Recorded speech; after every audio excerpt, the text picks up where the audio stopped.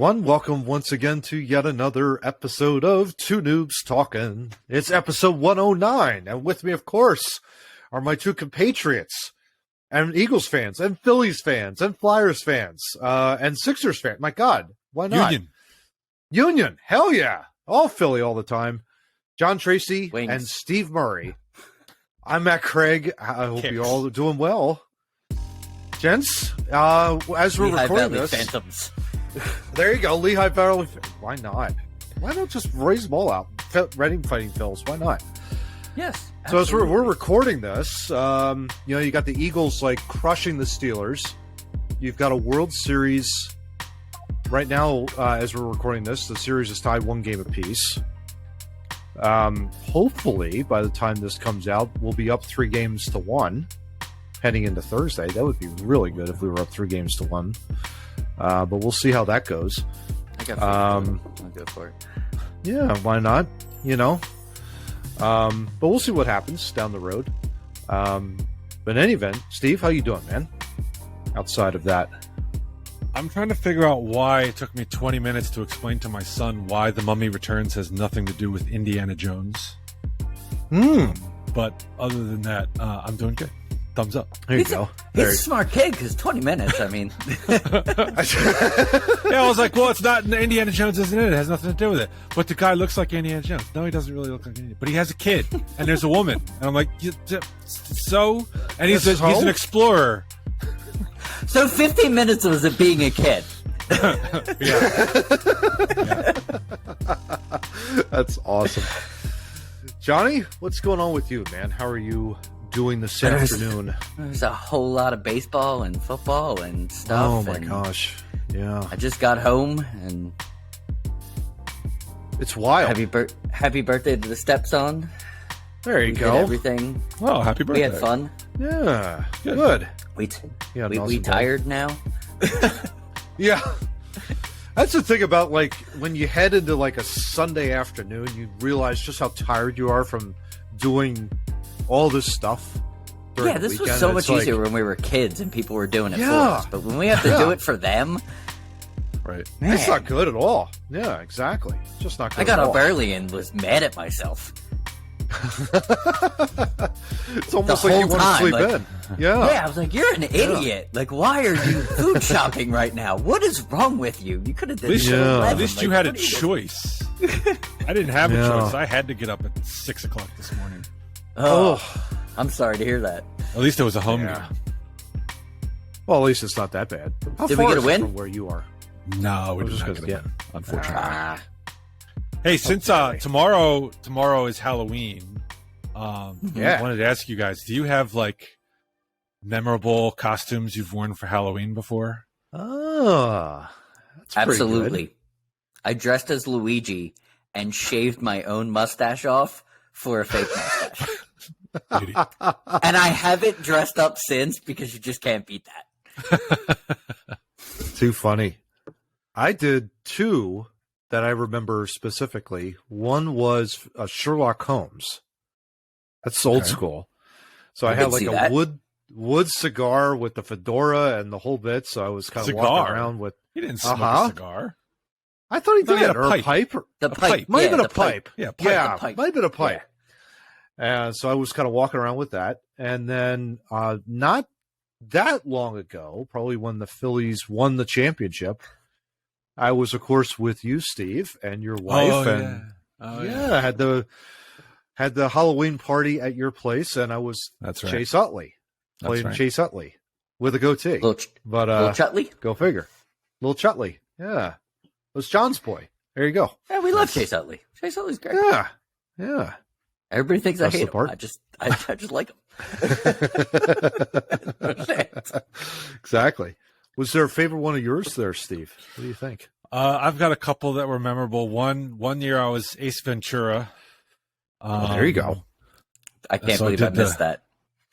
I think that was before I met you. Another year. I still need a picture. Yeah. Right. My parents might have one. As few pictures as we have, they might have one of that. Another year, me and our mutual good friend Eddie Brower went out as Men in Black. I remember that. Man. That would have been a great picture. Yeah, I think we might have one of that too. I'm going. Yeah, to I my parents remember there. that I'll one. have That to was see. a good one. Yeah, that was a good And one. then we have one that lives in infamy in my household because I think I was in 4th grade and I was a robot. And my mom made the costume by hand, and while God she bless was her. making it, sliced her thigh open with a box cutter. Oh, geez. And so that costume lives on in infamy in the Murray household. Oh no! God, poor mom. Oh my gosh! The sacrifices she made. I know. You know, that kind of a deal. Oh, that's funny. That's great. Well, John, you got a fun fact for us as well? Yeah, What do absolutely. you got? And Windows has decided to cover half the screen, so I can't see you guys. But I'm just going to continue on here.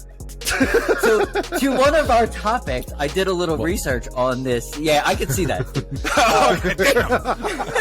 You said you couldn't see it. So we did some research because I was very interested in the topic that we will be covering later that Steve sent over. And I was like, you know, I'm interested in ants. So what I learned the other night when I couldn't sleep, There you go. and, you know, you use Google as your sleeping aid. There are more than 12,000 ant species over the world, across the world. Oh my gosh! Like, there are so many differences between, like, you would think that you see the same ant all the time. You're seeing different species of ants. They're just very similar. That's It's wild. very interesting deep dive I took on the ant species.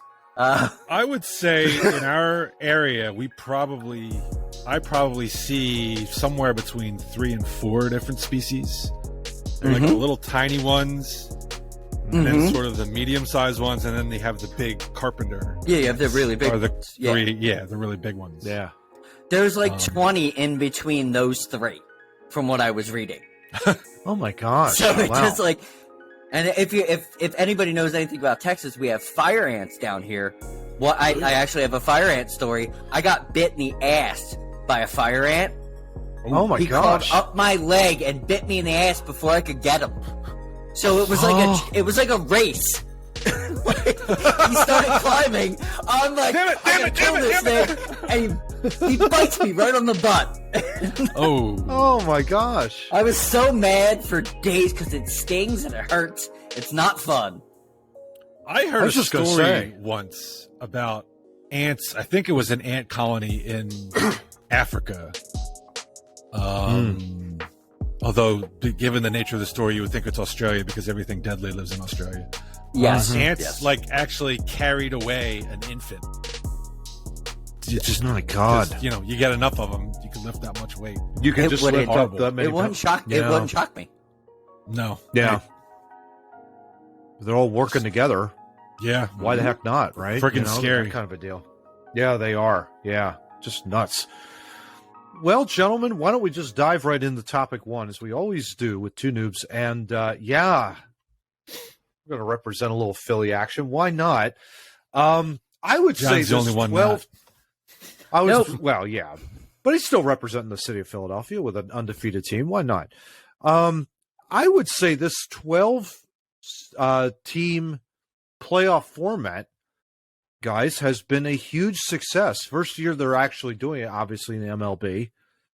But, I mean, let's talk about that. That was a huge change, obviously, coming out of the CBA that Manfred apparently drew up that almost didn't happen because he screwed everything No, he up. But didn't. You have to give him a compliment.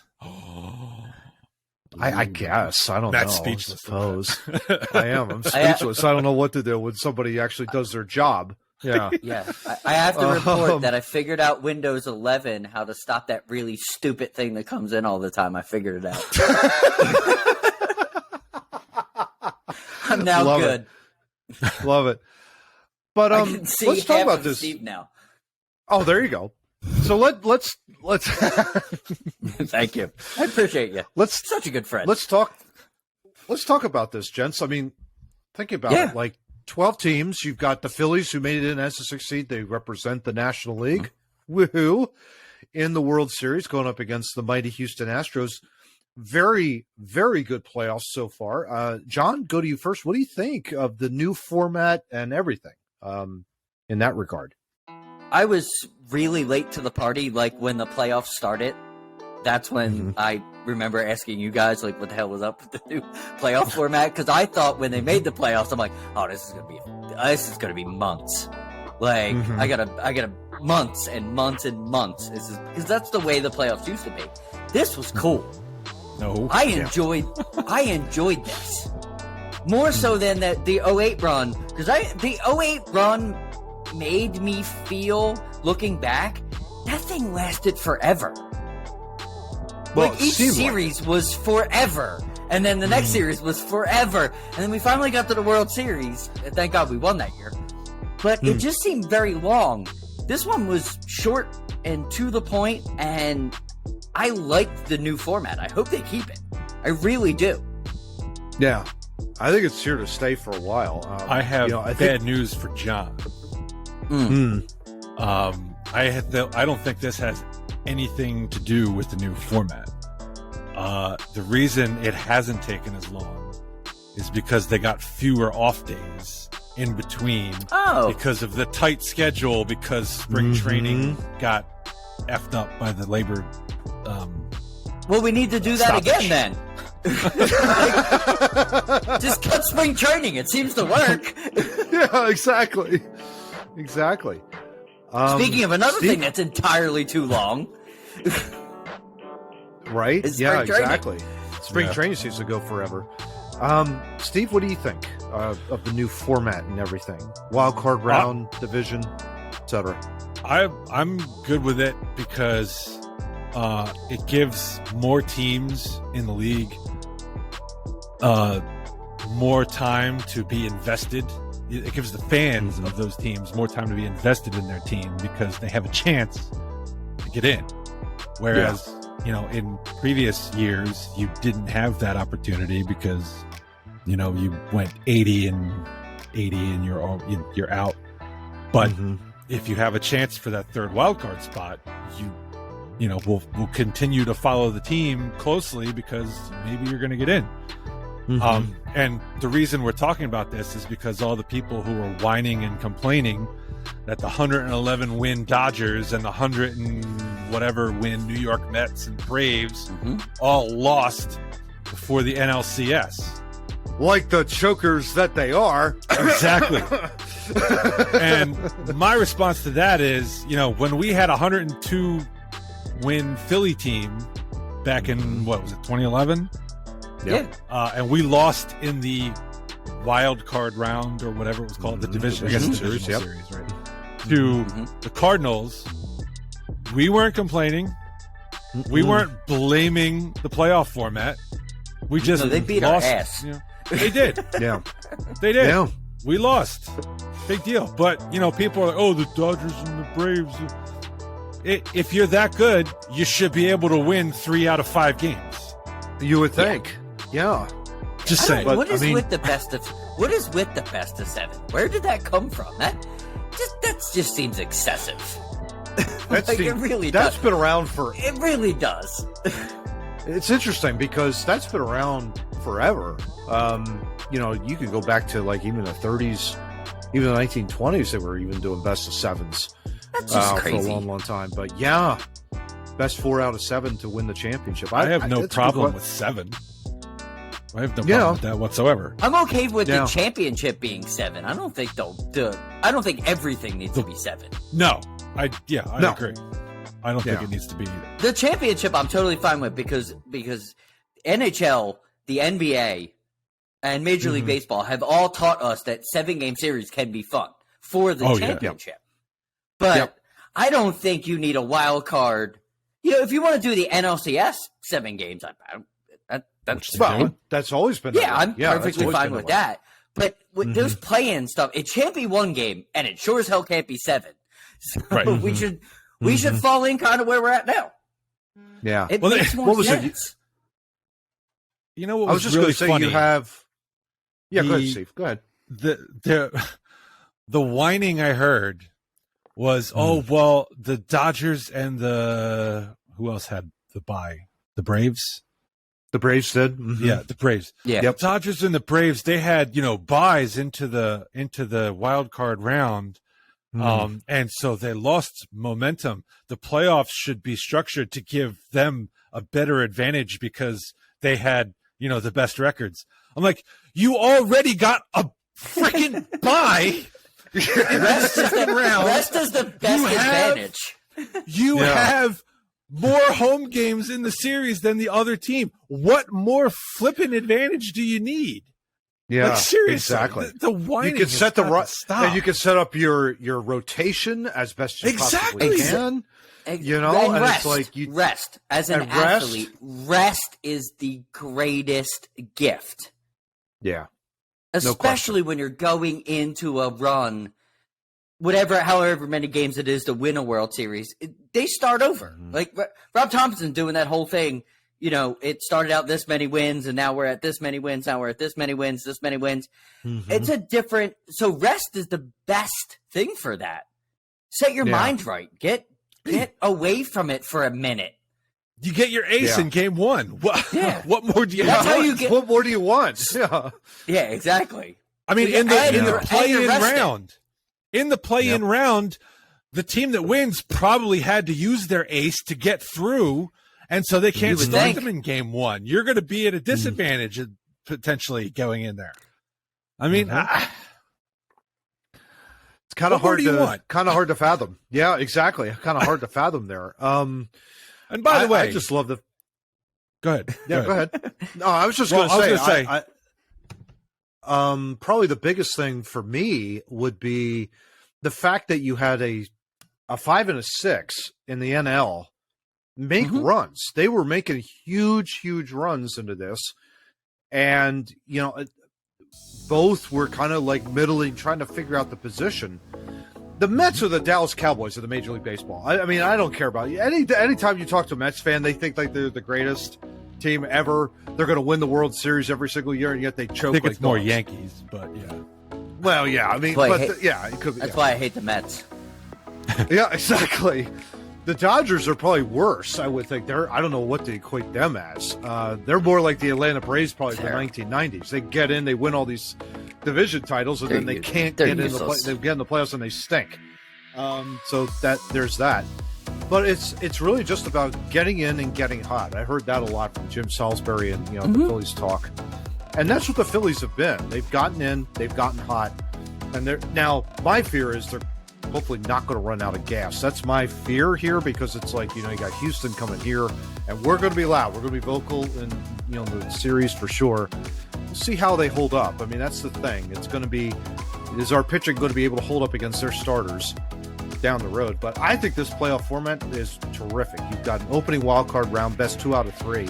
And I think what was really cool too, guys, was the fact that when game 1 was over in the wild card round, all of a sudden that losing team was like, crap, we have to win tomorrow in order to force a third game. That was really surprising. It was like, oh man, we have like everything on the team that wins that first game is huge in that series. And that used to be a single game. And there was no drama or anything to it because it was like, the so-and-so team won, whatever, they're playing the Yankees next week. Like nobody cared. Nobody watched that game. Yeah, and you had not only that, but the playoffs started like on every it was like 1 o'clock, 4 o'clock, 7 o'clock, and then you had your West Coast games. So you had like constant games throughout the entire day. If you love it, they did good. They absolutely did. Now for the people who wanted like soccer style, you should just advance the team with the best record. That might work if every team played every other team so that you had a level playing field on best record. Yeah. The Dodgers won 111 games in a shit division. Just saying. So I don't think it would be fair to say, well, they had the best record, so they should get automatic buy into the World Series because, they didn't have to play the Mets 19 times or the Braves 19 times like we did. They had to play the Diamondbacks 19 times. Right, and, exactly. Colorado 19 times, that kind of a deal. Exactly. So stop whining is my advice. Yeah, exactly. But in this regard, too, If we think about this too, guys, I think we've got another. There you go, another thumbs up. We got another man of the people here, John Middleton, guys. Let's talk about him real quick with the Phillies before we get out of here. Middleton, puff this man up. What was amazing here in this Crossing Broad article that we found was really cool. That apparently some of the Phillies fans that hung around a little bit, that stayed around after the NL pennant was given, Middleton took the trophy and was starting to give it out to some of the fans to like take a look at and hold it. Now, I mean, Middleton, I think, is slowly becoming a huge fan favorite. John, you had something too in pre-production on him, right? I mean, it was like he's becoming like a Jeff Lurie. I think that's what you. I think I think he's better than Jeffrey Lurie at this point. Jeffrey Lurie is a hell of a human being. I have nothing bad to say about Jeffrey Lurie at all. I've got to meet him Jeffrey Lurie a few times. He's a hell of a human being. So this is not a shot at him at all. But Middleton gets it. He's just like Bryce Harper gets it, and just like Schwarber gets it, and just like Castellanos gets it, just like Hoskins gets it, just like Gene gets it. They understand that they're including us. Just like the OA team did. In a way, the OA team was known for loving the fans. They just get it, and it comes from the leadership. I can see why he's out there with the fans because it helps. It absolutely helps to sell tickets, to sell luxury boxes, to sell everything when you like the guy. We're from the town where all the owners sucked, always. And we hated them because they couldn't put a product on the field, and they were smug, and they were arrogant, and they were dumb, and their interviews were horrible, and nobody cared. Having a guy running out, showing the trophy, I'm sure it was a select group of people. You're not taking that to the 700 level. I was going to say, I would have to question the sanity if he's handing out, the LCS trophy to people who have probably had to some drunk up in the 400 level. Yeah, exactly. I'm pretty sure it's a select group of people. Look at me. This is cool. Oh, shit. But still. Breaks into a million pieces. Yeah. Just a gesture and just to set something up like that takes time and energy from the owner. Yeah. And Jeffrey Lurie's known for that too. It might not be the perfect puff piece. It might not be he's not running up to me and handing me the trophy. He's not coming up to the upper levels and be like, John, Steve, Matt, here, look at the trophy. But at least he's making an effort to not be in the luxury box.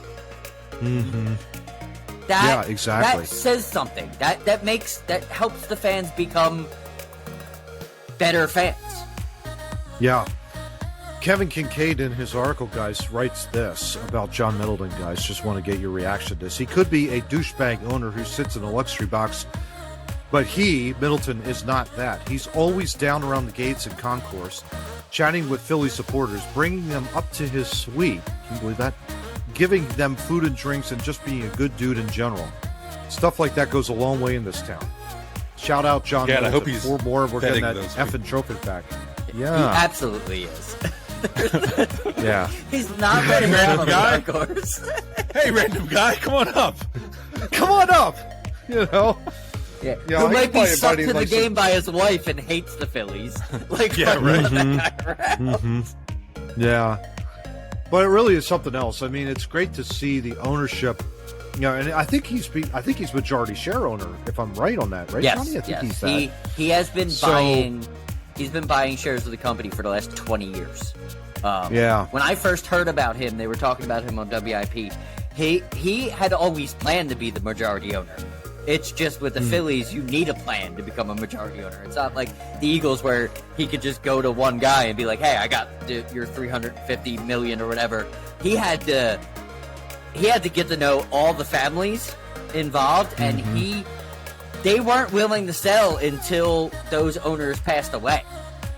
So he had to wait for the families to sell because nobody wanted to sell out. So he was stuck being a decent share owner for a while.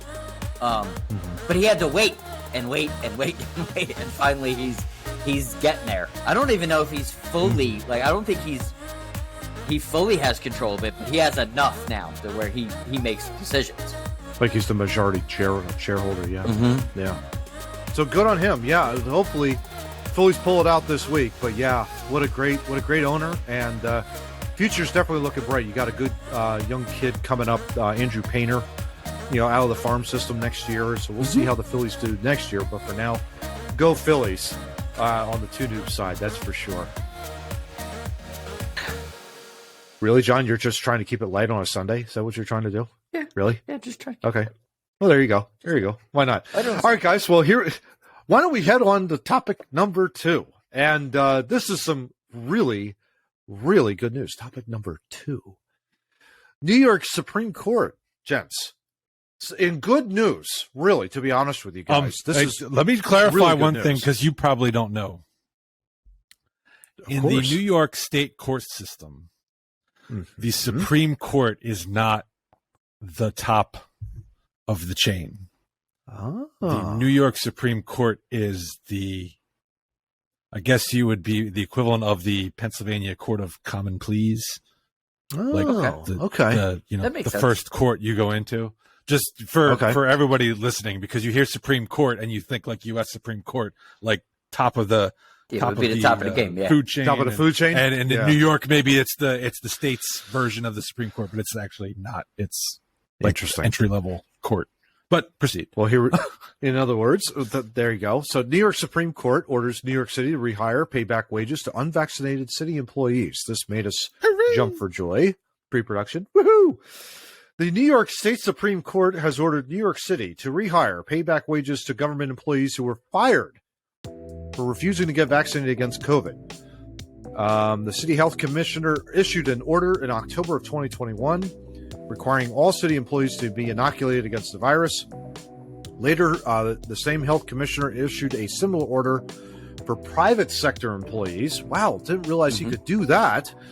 And then, of course, our illustrious Mayor Eric Adams up in New York City, signed a supplementary executive order to that latter mandate, carving out exemptions for athletes, musicians, and other performers. So, I wonder why he did that. Oh, we talked about that. Yeah. Yeah, we did. Exactly, yeah. Well, the court, the New York Supreme Court, deemed both the health commissioners and the mayor's orders, quote, arbitrary and capricious, end quote. While finding that the state health commissioner's order violated the New York State Constitution. Well. This judge, Ralph Porzio, said this, guys, quote, the health commissioner cannot create a new condition of employment for city employees. He cannot prohibit an employee from reporting to work and cannot terminate employees. The mayor cannot exempt certain employees from these orders as well. And then continuing on, noted that the decision, quote, is not a commentary on the efficacy of vaccination. If it was about safety and public health, no one would be exempt. It is time for the city of New York to do what is right and what is just, according to Judge Ralph Porzio of New York. City has already filed an appeal, by the way, but we're going to go to our resident legal expert, Steve, for his reaction. Sir, for my completely non-legal analysis, which is New York screwed themselves by proving themselves that this wasn't about public health. When you created the exemptions for the athletes and performers, you showed it doesn't really matter about health. Yep. And that is really what screwed them. I mean, that's just the bottom line. You know, you had these vaccine mandates and you said it was for health. Well, then people shouldn't be getting exemptions just because of their profession. Yeah. And, you know, while I'm sure I haven't read the entire opinion, I'm sure some facet of the New York government would have the authority to require vaccinations of employees. This particular department did not have that authority and abused it, as we've seen time and time again the last 2 years. Yeah. So I suppose my question is, with the caseloads at around 30 to 35,000 per day now, what is New York City attempting to do, trying to appeal this decision at this point? Because we are now at a very low level what the Centers for Disease Control and Prevention, say that we are in a moderate, whatever that means, level of, I guess you could say, of contagiousness. I guess you could call it that. So the cartoon guy's not having burning hair running across the street. Got it. No, yeah, exactly. John, what do you, like, from a layman's point of view, what do you think about all of this in regards to this decision and the whole bit? It's a power grab. Win-win for the winner. You appeal it for a power grab because you can still get funding from the United States government. So why would you allow this decision to go past? Because you can still get funding for these exact reasons. That's why they've been doing it the whole time. So why would you say, and like Steve said, it's not the highest court. You could appeal this up to the highest court if you would like. They're not going to let go of this. New York has shown they're not going to let go of this. Doesn't matter who the mayor is. Doesn't matter who the governor is. They're not letting go of this until they have to let go of this. That's all it is. It's power grab. It's a very well-designed power grab. Or potentially they get booted out of office. I mean, that's the next step at that point. Yeah. I mean, that's the eventually. People. Maybe down the road, yeah. Yeah, but New York never changed. Cuomo got out of office, and New York did not change. No, it's all about the government funding. Cuomo's dead and gone. Like he has not been in office for the longest time. They are still doing the same shit they were doing when he was there. Yeah, I mean, Kathy Hochul really hasn't changed much in the ways of the status quo. Nothing at all. She probably isn't putting like COVID positive patients in nursing homes, at least to our knowledge. But yeah, some things have changed, I think. Yeah. But just saying, I don't know. At least, hey, this judge recognized, look, the vaccines have shown it's not going to keep you from getting it, and it's not going to keep you from giving it. So, it's not about protecting your fellow man. It's really your seatbelt. That's the thing, too, Steve. What you just said, it just dawned on me. It's almost like if the vaccines were 100% effective and showed to be 100% effective, you wouldn't be having, my hope would be, there wouldn't be any government mandates to take the vaccine. People would be able to make that decision for themselves and choose to whether or not they get vaccinated or not.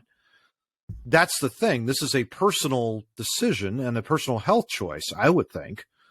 But the fact that this was forced and you still end up getting COVID despite getting vaccinated, it's kind of pointless to do a mandate.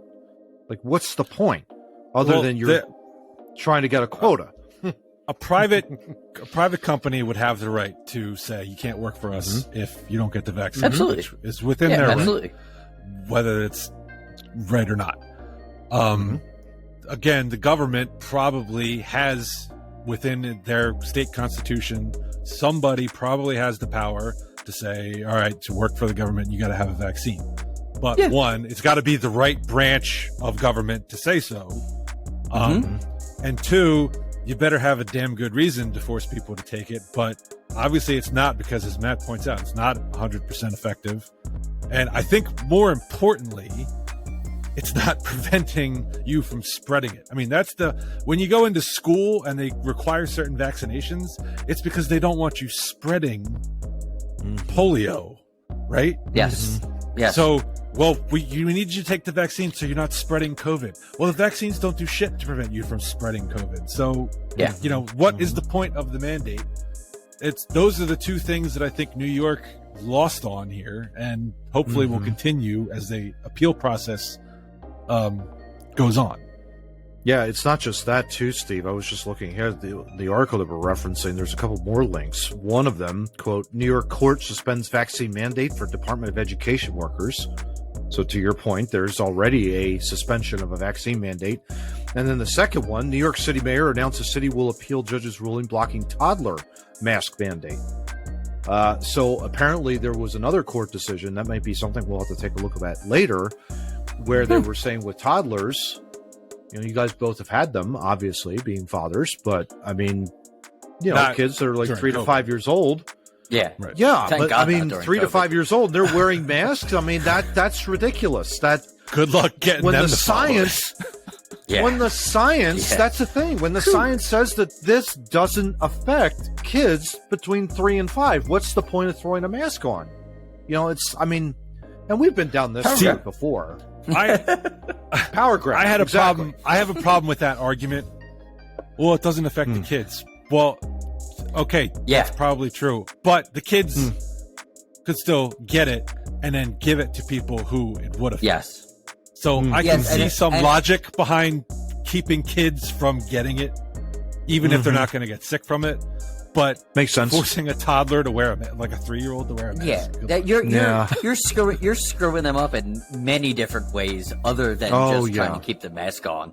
Like it's too developmental for that kind of shit. You can't do that to them. Yeah, no doubt. Except for Matt. I didn't get him. Damn it! Sitting here minding my own business, John. What the hell? I was hoping for the shocking face as we went in. Don was just giving you a thumbs up, Matt. I don't know what I was just going to say, I don't know. That's kind of more like this, turning towards the. Well, I thought this was feel the it. insult. This was the insult. I feel the need to cringe when I do it, like because it's so bad. Like, good job. I'm going Good to job. passively aggressively hold my thumbs up to the screen. I always thought this was you're an asshole. This was you're doing good. This meant you're in trouble. How the fuck did that generation fuck all that up? I don't understand. I got this for you're coming with me. Yeah. Yeah. Okay. How did they they're just backwards. I don't get it. I wish I Sit knew. down, but kids. We'll teach you something. We'll teach you something. Yeah, exactly.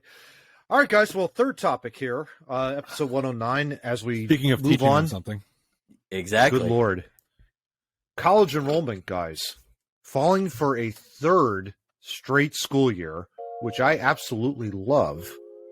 And I'll explain later why I mean by that. College enrollment, gentlemen, has declined for the third school year in a row, but the drop may be cooling after reaching historic levels during the pandemic, per report out Thursday by the National Student Clearinghouse, or NSC. Axios writes this: with each passing school year of declining enrollment, quote, a path back to pre-pandemic enrollment levels is growing further out of reach, said Doug Shapiro, executive director of the nonprofit research center, National Student House Clearance. Total undergraduate and graduate enrollment combined declined 1.1% between fall of 2021 and 2022, leading to a 2-year decline of 3.2% since 2020, per the nonprofit. Freshman enrollment declined by 1.5% overall.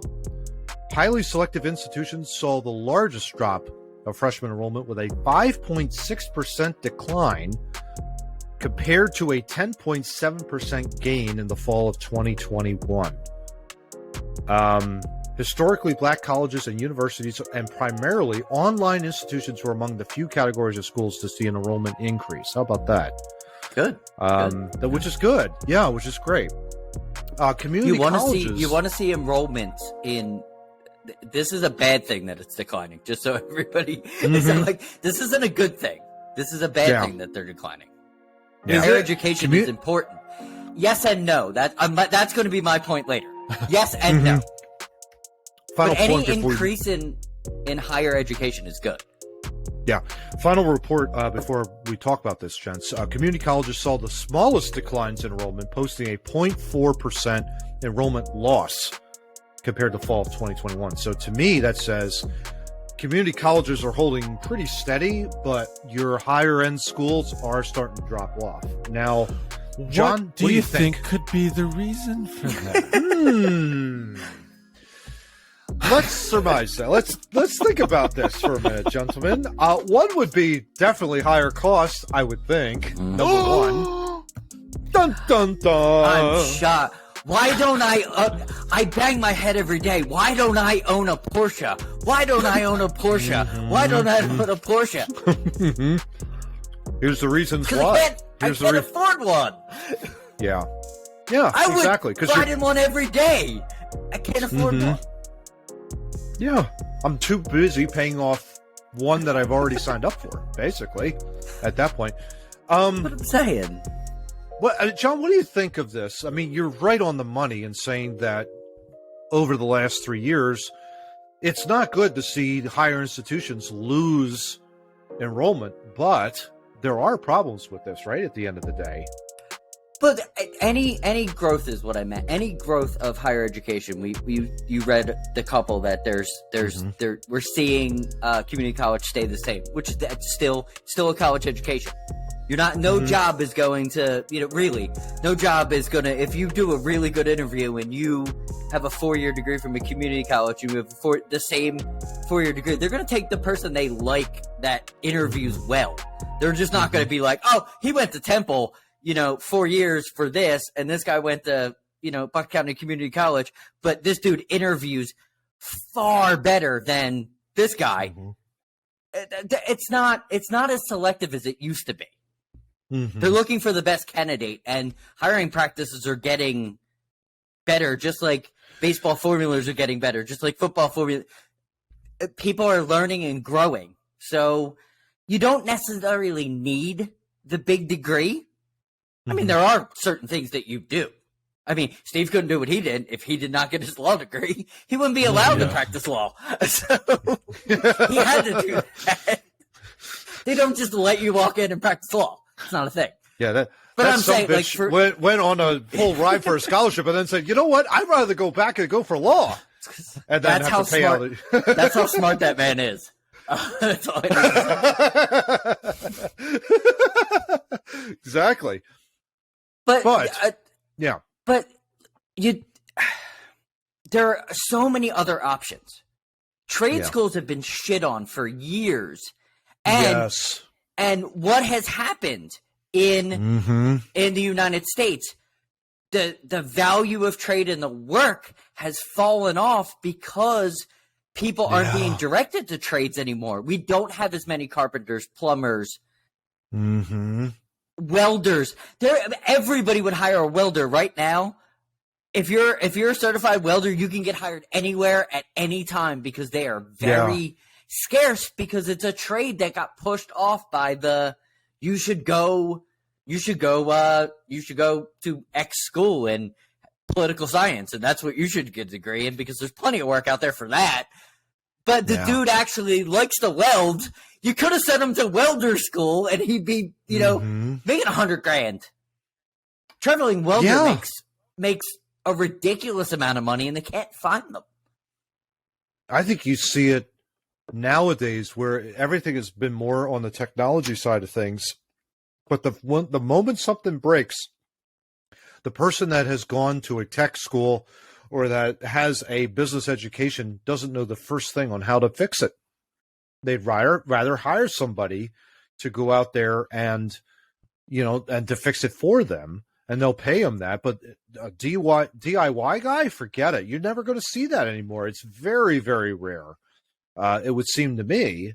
I think it's coming back. I think it's coming back now. Yeah, but that's good. Disappear. I mean, because I know my dad in the summer months when he was like 18, 19 years old was a carpenter. He would go out there and he was building homes all over the place. I mean, that's what he did during the summer months. He was out there, just putting up A-frames and all kinds of shit in that regard. But you don't see that anymore in that regard. Steve, your thoughts on this with the college enrollment? I mean, obviously, we both went to Temple in this regard. But what do you think? Well, I mean, to echo what I said earlier, the biggest drop off is because of money, right? It's a huge. It's huge, and if a drop in enrollment causes colleges to rethink their costs, which I doubt it will, but that's good for me because in 6 years my kids will be going in. But it's also maybe some of it, hopefully, is the kids who go to college just to frickin' party and not learn anything. And then, get some stupid degree where they can't pay back their student loans. Maybe they're realizing, it's probably not worth $100,000 in student loans just so I could drink beer on the weekends. You know, you could do that with a Hopefully great degree from a trade school. You could totally do that. Heck yeah. Heck yeah. And trade schools, you know, obviously the article doesn't say, but maybe trade school enrollment is up proportionally or not. I don't know, but I believe it's up a little bit. Mike Rowe, the guy who does Dirty Jobs, he's been campaigning for years, speaking about that. Like he does hour sessions where he talks about the differences between the trades and how to that you can make X amount of money. He's not against higher education. He's about people that don't want higher education. There's other avenues to go. You don't need to not go to school. You just don't go to higher education school. Go to a trade school. Pick something that you might. My daughter's a prime example. She took a year off. She got a job. Now she's enrolling in vet school. She had no interest in going to a higher learning school. She was a great student. She could easily started at Texas State, moved up to Austin. She could have got a 4-year degree. She had no interest in it. She wanted to do something. She wanted to do something she was passionate about, and that's veterinary. So she took a year off. She worked the line. She figured everything out. Now she's moving right into that. More kids need that kind of help to just be like, hey, it's not a race. You don't need to run into this. Figure out what you want to do. If you want to go to higher education, starting 1 year after high school is not a detriment from starting as soon as you get done high school. And that's something we need to change. When we were coming up, you were a piece of crap if you didn't start school immediately after leaving school. Well, but what was the primary driver of that? It's the universities that are driving that, and not because they want everybody to get a college degree. It's because they want as many students as they can so they can make as much money as they can, because that's all they're really good for. And hopefully, so they can pay their head coach of their football team to make exponential millions of dollars on the back end of their sports. That's how they're a business. If you don't look at a college as a business, this conversation is not going to make any sense to anybody. You're exactly right. We're all looking at college as a straight that they run a business there. Yes, for certain things, you should go to college. But one, you should know what you want to do before you go to college. Absolutely. And two, make sure you have the financial, ability or will when you graduate to pay the student loans, because you're not going to have Joe Biden breaking the law, excusing your loans every 4 years. So yikes. You better make sure you have the wherewithal. Well, hopefully that is officially on hold at this point. But in regards to that student debt cancellation, it's at least held up at least at one part of a federal court somewhere. But to your points, gentlemen, I love what you both said. I know, for me, John, you're exactly right. In '94, when I graduated high school, it literally was like, okay, so you're going, it was literally like, and it wasn't like there was any pressure from the parents, but they were like, okay, so where are you going? What are you doing? And I was like, well I had nothing to do. What's the next move? And I was like, well, university. I mean, what was I going to do? I was going to work in retail. Well, no, I'm not going to do that. So I'm going to go to school, and I might as well just do it, get educated in that regard. And so I did the whole 4 years. Did you have a major then when you started? I was in the school of business, but I floated. I don't know about you, Steve. I was kind of floating in between, I wanted originally, guys, I wanted to be a journalism major. Could you believe that? I wanted to be in journalism. Because I bought into the lie, hook, line, and sinker. It makes sense, though, Matt. You're a pretty good storyteller. I guess so. But, I mean, at the same time, it's like I was suckered in, hook, line, and sinker, to this narrative of you could change the world through your pen. And I'm like, what the fuck was I seriously? That was just a bunch of BS, really. But I was floating in the entire business school, Steve, to be honest with you. I was kind of floating between accounting, risk management and insurance, and marketing. And finally I settled on marketing because I really enjoyed giving the presentations. I guess no surprise now. But it's like that's what my undergrad was in. And then I eventually got a job in customer service, and then eventually worked my way kind of backdoor into billing and collections. So you marketing is storytelling. Marketing is storytelling. You at least had a focus on business school. You weren't like completely undeclared and just, farting about in or I was classes. like, I'm a sociology major. Like, I knew that was a piece of trash. I knew going into that was like, no, I'm not going to be a sociology major. That's ridiculous. But those universities want to sell that. They want to. You'll be the next Freud. Just hang around long enough, and give us enough money. You might be the next Freud. That's the thought behind that. Steve, with you, same question. You'll write that one paper. Same question. Yeah, exactly. Steve, same question for you. When you were at Temple, were you kind of like, I wouldn't say you were aimless through Temple, but you had an idea, right? I mean, you're in the science wing, I believe, right? You were a physics major. I was a physics major the whole time. I was completely He knew exactly what he was... When he was 15, he knew exactly what he was going to do. I wouldn't say that, but by the time it came to apply for college, I pretty much knew what I want, because I was good at physics, and I knew with a science background there would be opportunities for employment in potential. So I had kind of a branch potential, and it just it by happenstance turns out that it took a detour into law, but the science background is critical to what I do because of the nature of what I do. There you go. So I was, from day one, I was a physics major and was taking physics classes to fulfill that major, requirements. By the way, I'm going to throw another plug for Dr. IP in the upper right corner of the screen right here. Bing! So there you go. Check out what Steve actually does, where he combines his wonderful love for patent law with a terrific character named Dr. IP. So check it out for sure. Your episodes can see me hilarious. You can see me talking to myself. It's good. More than one, apparently. Right, yes.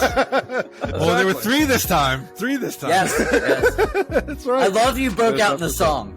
That was awesome. That was great. No doubt about it. I laughed, and then I really, I started to think about it. I was like, that's what you would do with three. You totally would break the song. It makes no sense.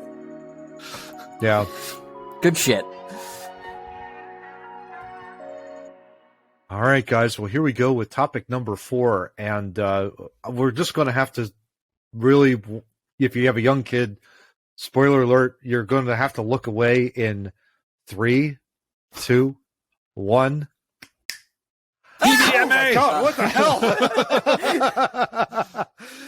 Yeah, that was a little bit of a shocker. Hopefully that was. But in the spirit of Halloween, I suppose, guys, we have this wonderful, wonderful science article here. Terrifying close-up of an ant's face give horror movie monsters a run for their money. And if you zoom in, this was an ant's face. No question about it. It was actually submitted in to the 48th annual Nikon Small World Photomicrography competition. I didn't realize there was that level. It's the 48th annual Nikon Small World Photomicrography competition. That's wild, gentlemen. Well, that's crazy. Yeah, but isn't the real problem they didn't win? Like, that's messed up. They didn't win. I don't that think is messed up. I thought I saw they didn't win. Yeah, that's they shocking. Didn't win. The tight shot. Public service announcement to that dude, though. You're a douchebag. Like, great photo. I understand what you were going. You're a douchebag, though. Because why would you? Oh, yeah. Really? An ant's face? Come on, bro. Like, you could have done so much. John won't be able to sleep anymore now. Don't scare the children and me. Tight shot of the insect captured by this doctor in Lithuania, of all people, gentlemen, shows the ant's beady red eyes, angry expression, and what appears to be long, sharp teeth. It's just amazing. This doctor captured a photo of the ant by using reflective light with a 5 times optic lens magnification. It's really iPhone amazing. 13. Yeah, it It'll didn't. be the next commercial. Yeah, exactly. Yeah. It did not. Oh my God! What's happening? You're exactly right, Steve. He did not win. First place presented a detailed photo of the embryonic hand of a Madagascar giant day gecko, showing the complete internal structure. I'm 100% with that dude. So we'll have to I'll throw that picture up on screen when I find it. But yeah, it's really amazing. But let's talk. Initial reactions when this was sent, pre-production, gentlemen. I'm going to go with John on this one. Initially when you saw it, what was your initial reaction, man? That one of my closest friends in the entire world is a nutcase. And then I read the article. And I looked at the picture over and over again. It is impressive. If H.R. Geiger would have drawn that and it not been real, could you imagine how much aliens would still be selling? Just amazing. Yeah. It's impressive. They are that small, and then when you zoom them, that is scary. Could you imagine that breaking into your house? Just trying to eat you? If that was a movie when we were a kid? Yeah. They do, but they don't do it on the human level. Because Jason's got nothing on that. No, not even close. Nothing. Not even close. Yeah. Yeah, since... you wouldn't be afraid of anything if you saw that as a kid. Since we'll talk to our resident lunatic that actually sent us this. He's a lunatic. Steve.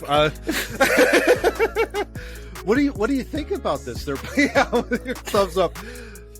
Your initial thoughts since you found the article. What was your initial reaction when you first found it? Like, walk me through it. What? 2 impressions. The first was that Honey, I Shrunk the Kids just downright lied to me about what a giant ant looked like. And then 2, and that's a great movie, by the way. That's a terrific movie. Yes. Yeah. Go Rick Moranis. There you go. Rick Moranis needs awards. The second thought I had was that the artists for Men in Black were freaking dead on when they designed really that good. cockroach from outer space, because you put the pictures of those two side by side, you see a very close resemblance. Yep. Edgar is real, damn it. It's amazing. Yeah, exactly. Yeah. Exactly right. It's amazing to see just the small level of detail, and then on top of that world. Think about that, gentlemen. That world, the ant world, the insect world is totally different than what we take in every single day. It's nuts. It's absolutely crazy. We could learn a little from the ants about working together. About being horrifying. It's really amazing. Yeah, about being horrifying and working together. We could totally learn from that. No doubt. This Nikon Small World competition, guys, has been around since 1974. As I mentioned, I think it's a 48th annual. There were over 20 other submissions. Some photos included an agitized dinosaur bone, a fluorescent close-up of a tiger beetle holding a fly. Holy cow. That would have been cool to see. Cross-sections of a human... Get this one. Cross-sections of a human colon. Not so sure I really would want to see that. Whose idea was that? God damn it. Yeah, no. It's like... What, of all the things you could take a picture of in the world. Oh, you know what? I'm going to take a picture of a colon. I'm going to take this colon, right? That's a pass. This is how smartphones have fucked us all up. Someone in the world... Exactly. Take a picture of a colon. The final submission that they mentioned here in the article, a daddy long-legged spider with what looks to be an adorable little face. So there you go. So they are cool. They are cool. Here's one of John's stupid facts, right? You know, daddy long-legged spiders are one of the most venomous spiders on the planet. It's just their teeth aren't long enough to penetrate your skin. So, just crazy, absolutely crazy. But what a picture! What an absolute picture! I'm just shocked that face didn't. Well, I guess I'm not surprised that face didn't win first prize, but still, one of the really judges probably died after looking at it. Oh my gosh! Exactly. Yeah. 3 of them ran away. Yeah, exactly. So yeah, that's science. That is an amazing, and just the intricacy. I mean, I just love the attention to detail, gentlemen. I don't know about you, but the attention to detail that this He did a great job on the has. photo. Yeah, no, he did a great job on the photo. That was phenomenal. Phenomenal. Yeah. How did he get the ant to pose for him? Is my question. That is a great question. You know, Maybe played Madonna that's Vogue. probably, I don't know. that the whole nature, the idea of taking photos in nature in and of itself, gentlemen. We've talked about this, of course, with our buffalo bison and everything. It's just, it's crazy. I mean, take the picture, but not with you in it. But not with you in it. Exactly. Yeah, exactly. I love pictures of nature without people. The 2022 competition, gentlemen, this small world competition, 1,300 entries, 72 different countries submit. That's just amazing. 1,300 entries. Amazing. Well, here, I found a picture of a colon. There you go. Looks about right. That looks about right, yeah. That looks about right. On to the shameless plugs. Wait. Now I've got a semicolon.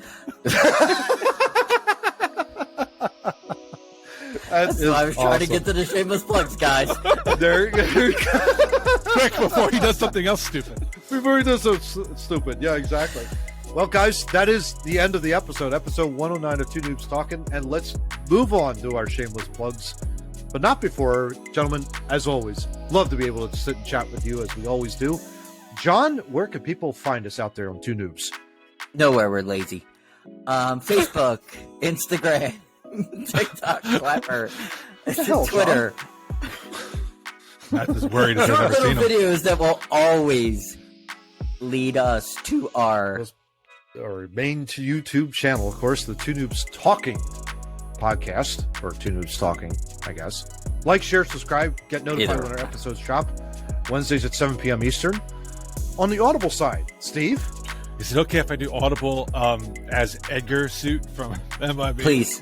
Oh, what my truck! I'm just going to give myself a back spasm if I do that. Audibly, you can hear us on Podbean, which spreads us out all over the world and into the interwebs, where you can also find pictures of horrifying ants. But you can listen to us on Google Podcasts, Apple Podcasts, Samsung Podcasts, iHeartRadio, Amazon Music, Pandora. I found a bunch of other ones this week, like Pod Chaser, Pod Chaser, Pod Chaser. If it's pod or cast, it has 97,000 different Googleable things. That's crazy. Absolutely crazy. Well, that's it, guys. Episode 109 is in the can. It's on to 110 next week. And we're celebrating an Eagles win. 35-13 over the Steelers. They're 7-0, baby, as we move on in the NFL season. Until then, gentlemen, hope you all have a great week, and we'll talk to you next week. Take care.